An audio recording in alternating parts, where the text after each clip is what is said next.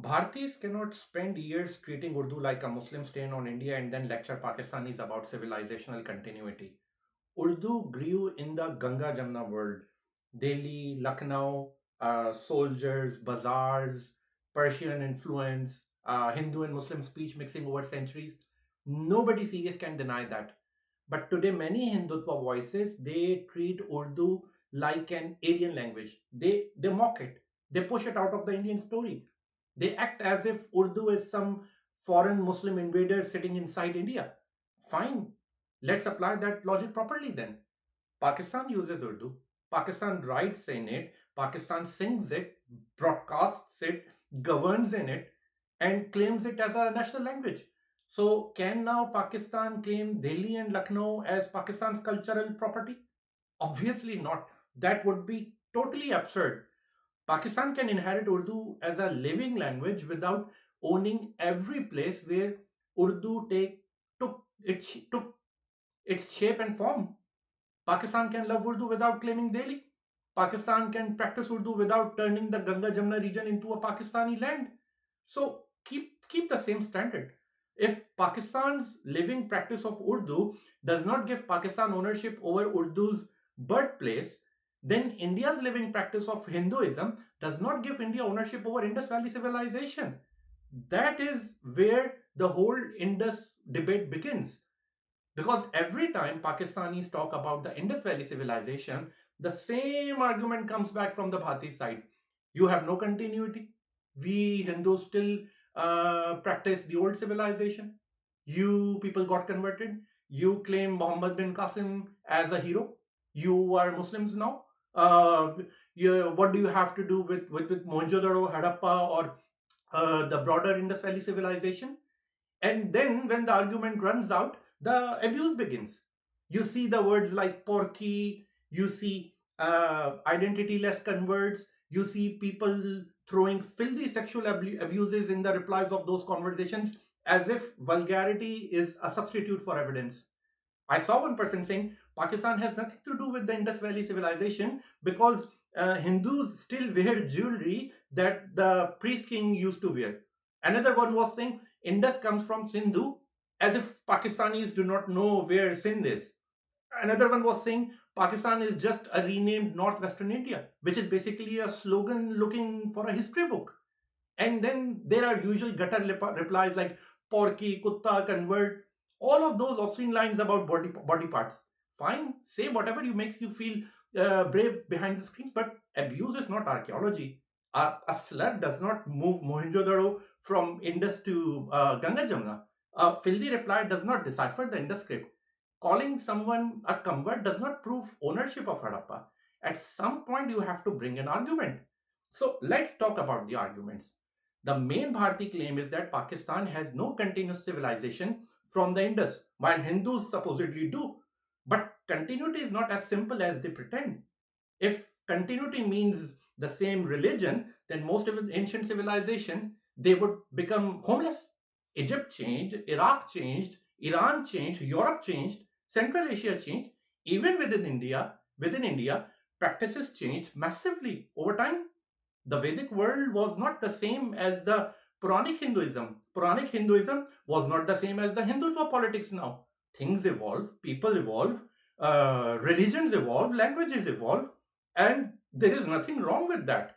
Actually, let me say this directly. What is wrong with conversion? If a person or family or a community or entire population finds another belief more convincing, more just, more meaningful, or more powerful, they may adopt it. You may dislike that, you may regret it, you may feel historically wounded by it, but conversion is part of human's history. People move from one worldview to another all the time. If you think evolution of belief is illegitimate, then where do you stop? Should Vedic religion never have evolved into Puranic Hinduism? Should local cults never have entered Hindu practices? Should Sanskritic religion have never absorbed regional gods or tribal customs or those water rituals or tree worship and all those things? Some should humans have never evolved out of earlier forms like apes or monkeys because roots must never change? Come on, The whole history of religion, it's about absorption, rejection, reinterpretation, conversion, reformation, reinvention. So it's all about that. So when a Bharati says you converted, therefore you lost your past, the answer is very simple. Conversion changed faith. It did not remove someone's ancestry. A Sindhi Muslim does not become Arab because he's a Muslim. A Punjabi Muslim does not become Turkic because his ancestors got converted. Baloch does not lost Balochistan because Islam became dominant. And let's be realistic here. If a person from Mohenjo-daro, he rose from the dead today, he probably would not recognize your modern Hinduism either.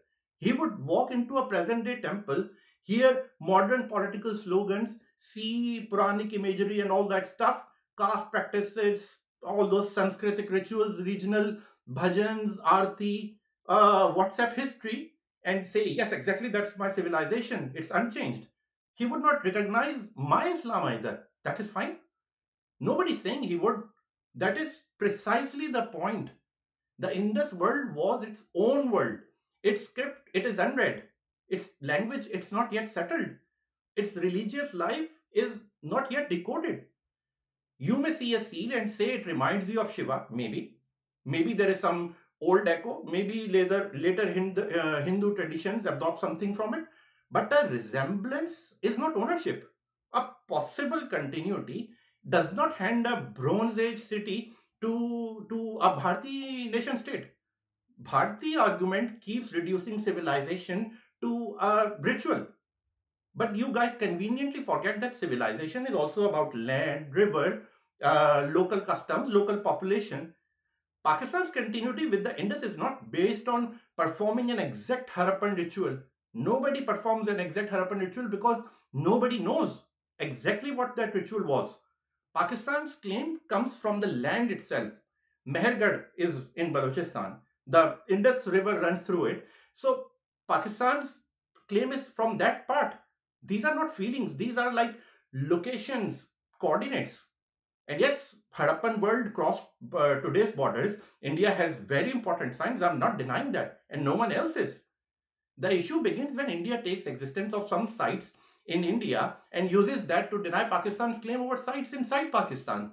This is a huge difference.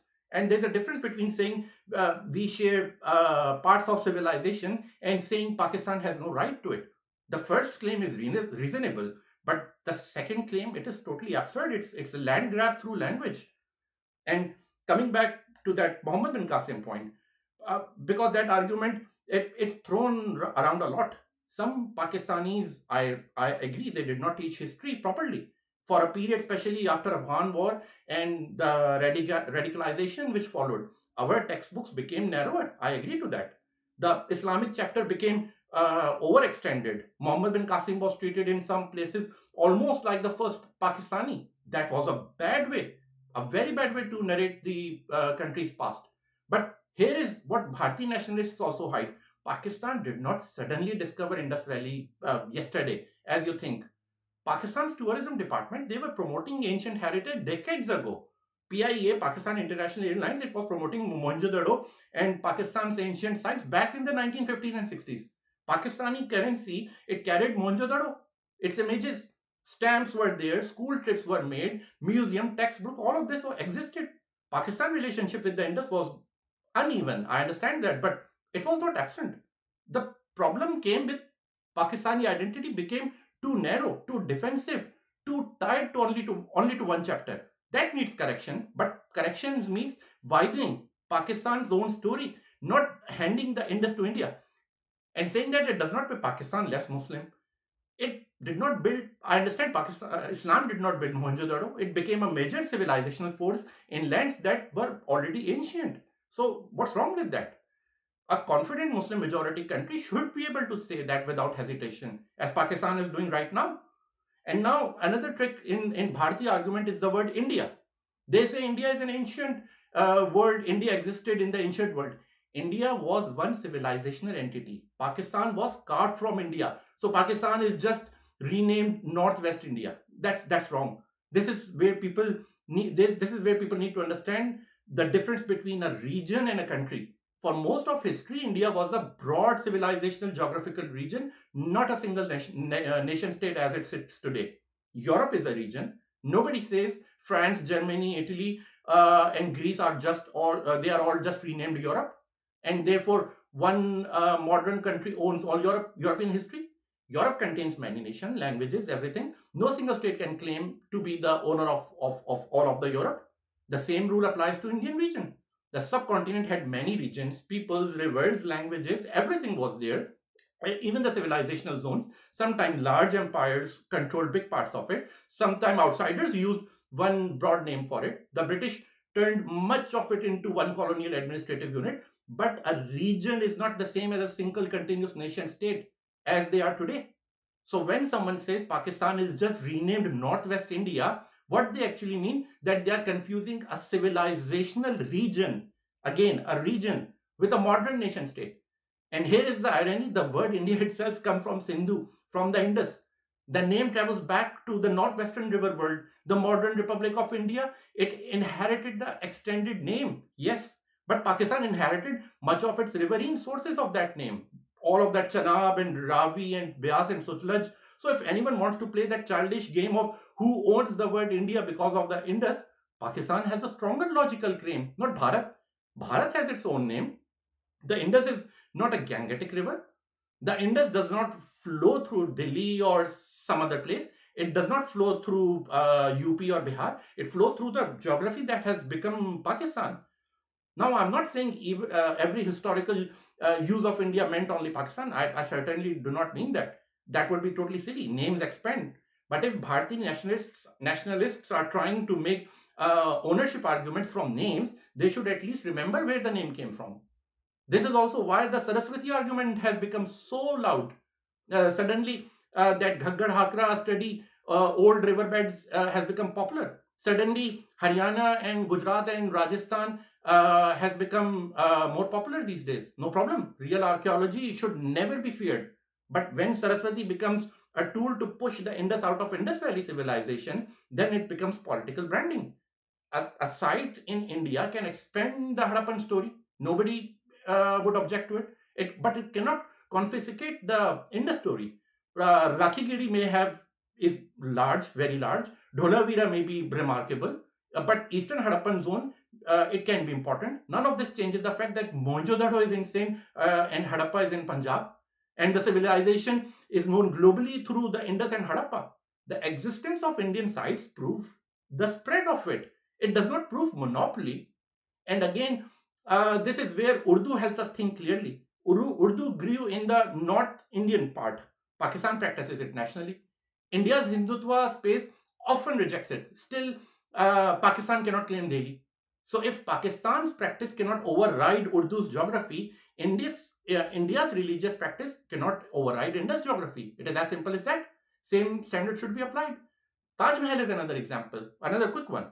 Pakistan cannot claim it just because it is tied to Muslim rule and Persianate culture. It stands in India, so India cannot claim the same way Indus Valley. Just because later Hindu traditions may have inherited some older symbols, it stands in Pakistan. Again, the same standard should be applied. The problem is that Indian nationalism wants geography for what lies in India and religious continuity for what lies in Pakistan. That is the trick. And then they bring Pakistani Hindus into it as if a Sindhi Hindu is somehow proof that India owns Sindh. No, a Sindhi Hindu is a son of Sindh. His temples, festivals, all of those sacred places and family that belongs to that land. Pakistanis Hindus are co-heirs of Pakistan's heritage. They are not Indian evidence planted inside Pakistan. I 100% agree Pakistan must protect them better. There are issues of forced conversions, temple attacks, and misuse of blasphemy laws, and all of that. But modern moral failures, they do not move ancient cities across borders. If moral failures erased heritage, India would have its own long list to answer before claiming any civilizational superiority over Pakistan. Minority protection, it's a duty. It's not a border adjustment mechanism. And honestly, personally, I hate this word minority. Everyone must be equal in a state. So now what should Pakistan do?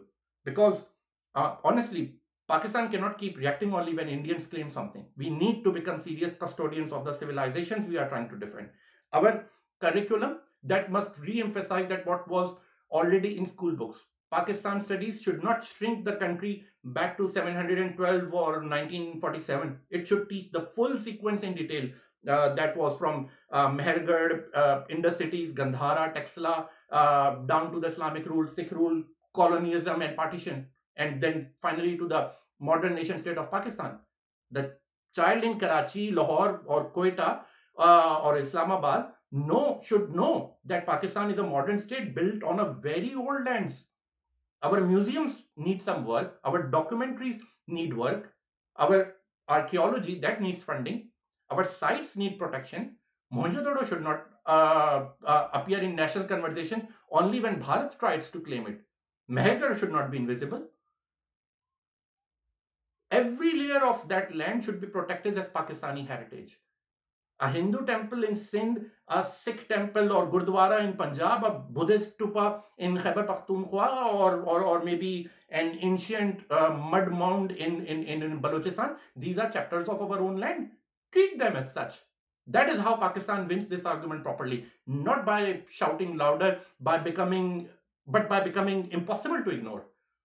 So to the Bharati audience, the fair position is something like this: claim your Harappan cities, celebrate them, study them, put them in your museums and textbooks, but please stop trying to swallow Mohenjo-daro. Stop pretending Harappa is waiting for Indian rescue. Stop saying conversion erased Pakistani's ancestry. Stop using Saraswati to wash away the Indus. Stop treating abuse as the argument, as is usually your habit, and stop applying one rule to Urdu and other to Indus. If Pakistan cannot claim Delhi because it practices Urdu, India cannot claim Indus Valley because it practices Hinduism. That is the standard. The Indus Valley civilization belongs first to the land of the Indus. That is Pakistan now. The wider Harappan world is shared, but the heartland, it cannot be raised.